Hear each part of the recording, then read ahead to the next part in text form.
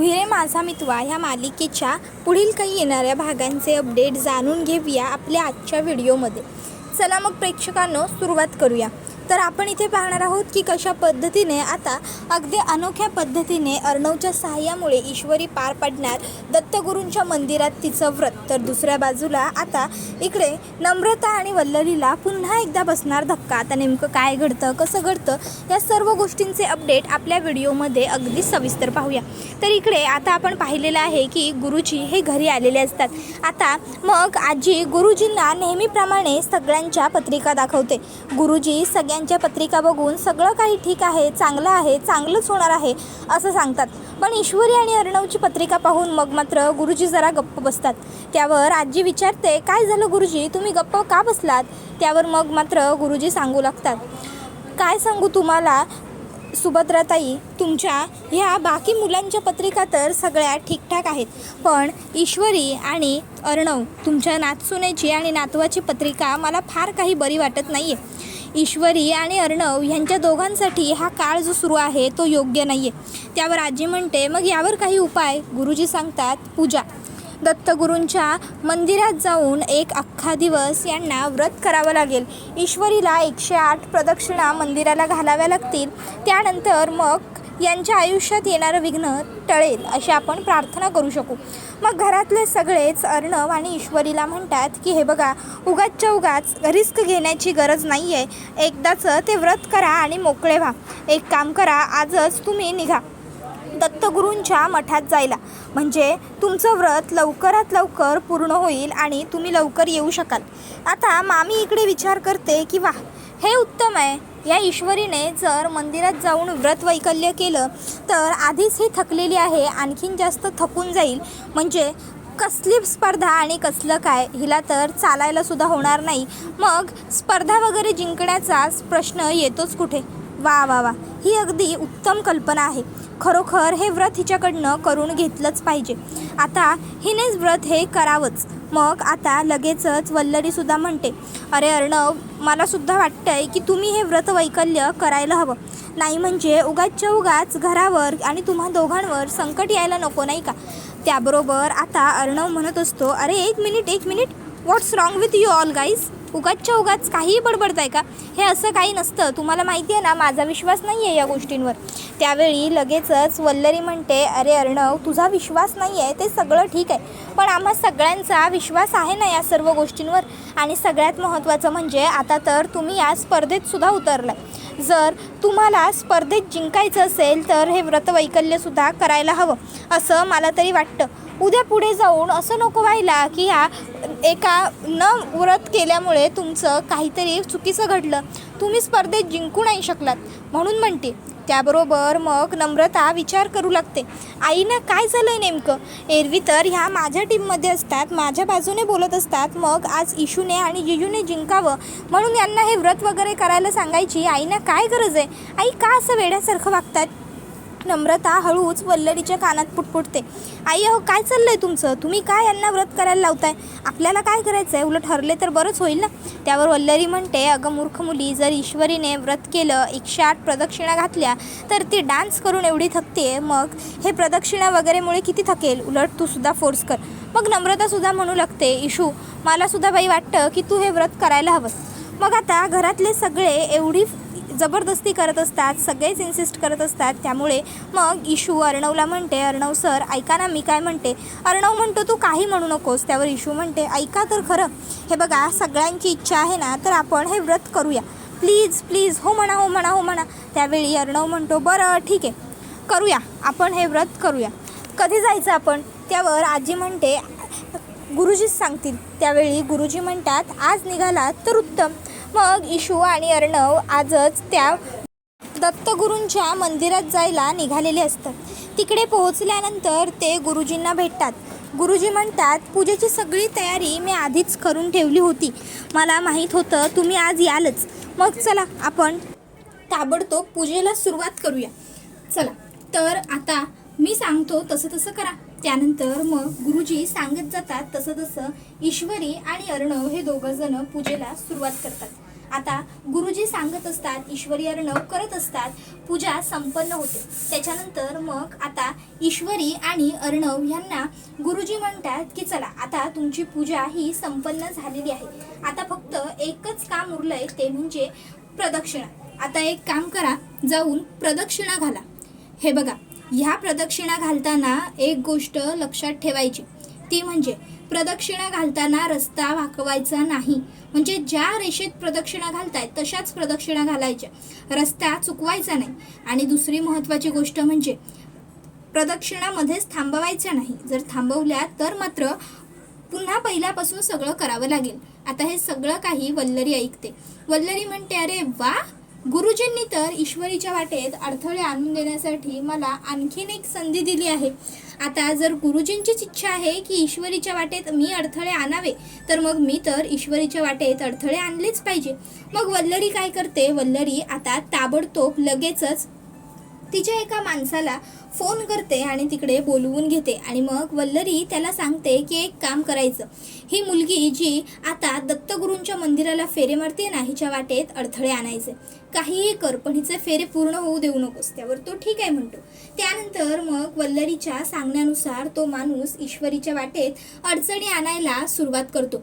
पहिलं तर तो ईश्वरीच्या रस्त्यात बारीक खडी टाकतो, पण त्याचा काही उपयोग होत नाही. ईश्वरी त्याच्यावरून पुढे जाते. त्याच्यानंतर तो ईश्वरीच्या वाटेवरती आता काटे टाकतो थोडेसे, पण तरीही ईश्वरी त्या काट्यातूनही कशीबशी पुढे निघून जाते. मग तो आता थेट ईश्वरीच्या वाटेवरती काचा पसरवतो. आता ईश्वरी त्या काचेवर पाय देणारच असते, कारण गुरुजींनी सांगितलेलं असतं वाट बदलायची नाही. तोपर्यंत अर्णव तिकडे येतो.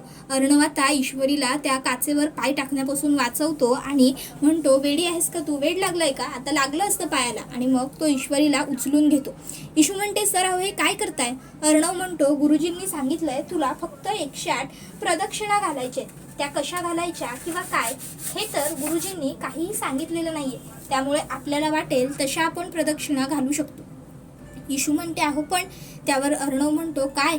त्यावर ईशू म्हणते, अहो तुम्हाला त्रास होईल. अर्णव म्हणतो, एकमेकाच्या सुखदुःखात आयुष्यभर साथ देऊ असं सप्तपदीत वचन घेतलंय. आणि अर्णव राजेशिर्केची सवय आहे, जे अर्णव राजेशिर्के बोलतो ते करूनही दाखवतो.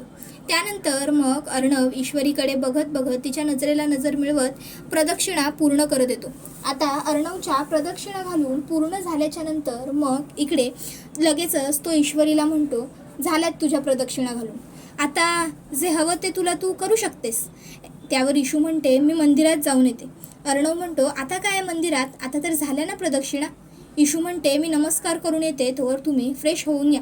अर्णव ठीक आहे म्हणतो. आता दत्तगुरूंच्या मंदिराखाली पाय धुण्यासाठी जो नळ असतो तिथे अर्णव जातो, पाय वगैरे धुतो, हातपाय स्वच्छ धुवून घेतो. इतक्यात आता अर्णवच्या फोनवरती घरून फोन आलेला असतो. आता अर्णव ह्याच्या घरून फोन आल्यामुळे तो फोनवरती बोलू लागतो. तर तोपर्यंत इकडे ईशू विचार करते, खरंच बरं झालं एका अर्थी सरांनी मला उचलून प्रदक्षिणा मारल्या, त्यामुळे मला क्षीण कमी आला. नाहीतर जर स्पर्धेच्या आधी मी प्रदक्षिणा मारल्या असत्या तर खरोखर मला किती थकायला झालं असतं. नंतर माझ्या ह्या प्रदक्षिणांचा काहीतरी बॅड इम्पॅक्ट माझ्या डान्सवर सुद्धा झाला असता. थँक गॉड, लकीली अर्णव सरांनी मला उचलून घेतलं. चला मग ईशू आता तिकडनं मंदिरात जाते आणि गुरुजींना सांगते, गुरुजी माझ्या प्रदक्षिणा पूर्ण झाल्या आहेत.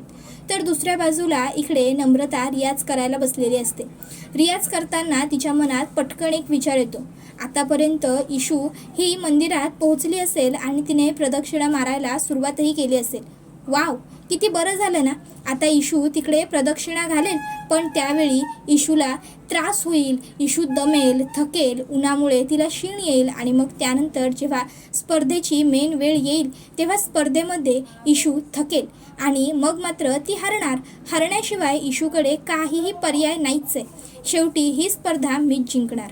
काहीही झालं तरी ह्या घरामध्ये मला माझं स्वतःचं हक्काचं अस्तित्व निर्माण करायचं आहे. ह्या घरात कधीही मी ईशूपेक्षा खाली राहणार नाही. मला ईशूपेक्षा वरचढच ठरायचं आहे.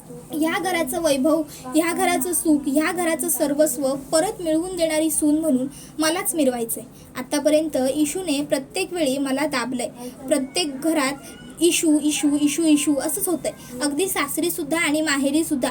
आईबाबांनी पण माझा फारसा कधी विचार नाहीच केला, पण आता सगळ्यांना दाखवून देण्याची वेळ आली आहे की मी इशूपेक्षा जास्त हुशार आहे. मी इशूपेक्षा काहीतरी चांगलंच करून दाखवू शकते. म्हणून मला आता सगळं काही चांगलंच केलं पाहिजे. आणि मग आता नम्रता ही ताबडतोब लगेचच रियाजाला सुरुवात करते. सा रे ग म. चांगलं सुरू असतं नम्रताचं.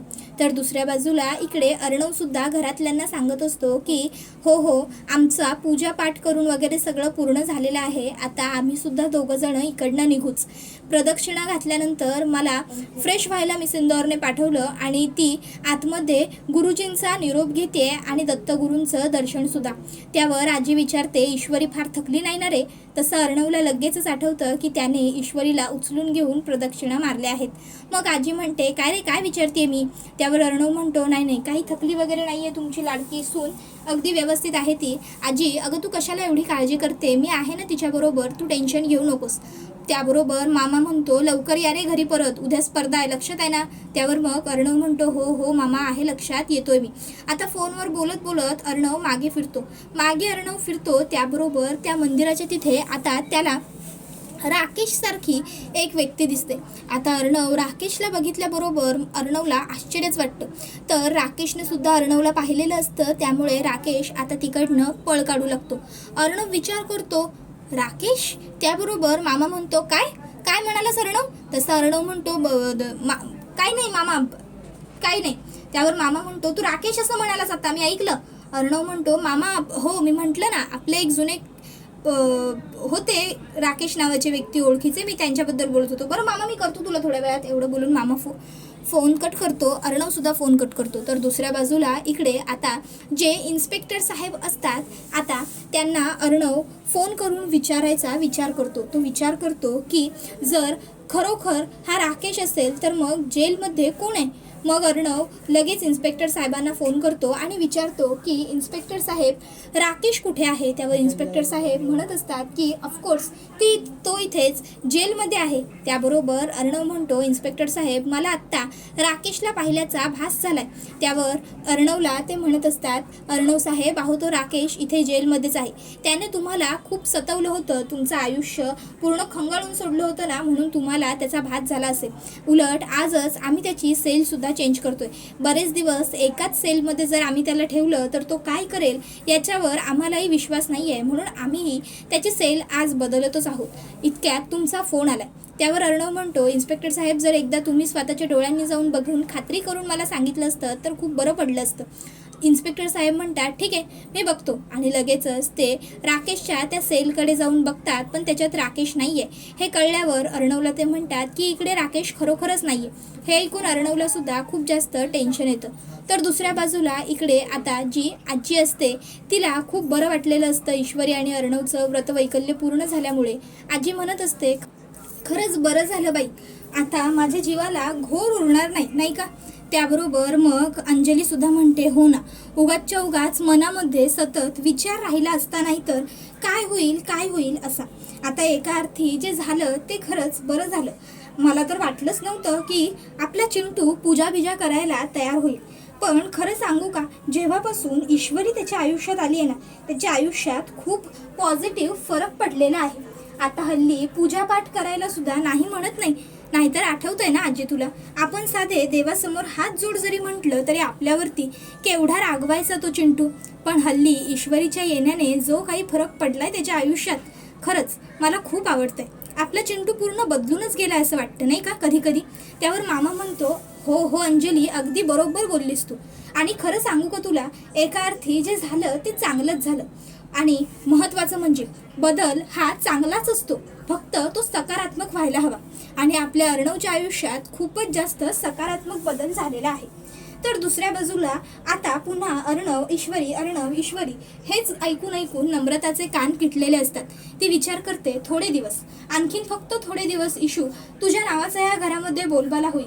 एकदा का मी ही स्पर्धा जिंकले ना की घरात फक्त माझं आणि माझंच नाव असेल, मग बघत बसशील तू. त्याबरोबर आता हा व्हिडिओ इथे संपतो. व्हिडिओ आवडला असेल तर व्हिडिओला लाईक करा, चॅनलवर नवीन असाल तर चॅनलला सबस्क्राईब करा आणि बेल आयकॉन आठवणीने प्रेस करा, जेणेकरून तुम्हाला पुढच्या प्रत्येक व्हिडिओचं नोटिफिकेशन मिळत जाईल आणि सर्व व्हिडिओंचा आनंद हा अगदी उत्तम पद्धतीने घेता येईल. चला तर मग प्रेक्षकांनो, आजच्या पुरतं इथेच थांबूया. पुढचा व्हिडिओ येईपर्यंत या व्हिडिओचा आनंद घेत राहा. तुम्हाला तू ही रे माझा मितवा ही मालिका कशी वाटते हे आम्हाला कमेंटमध्ये नक्कीच सांगा. टाटा, बाय बाय, धन्यवाद, take care all of you.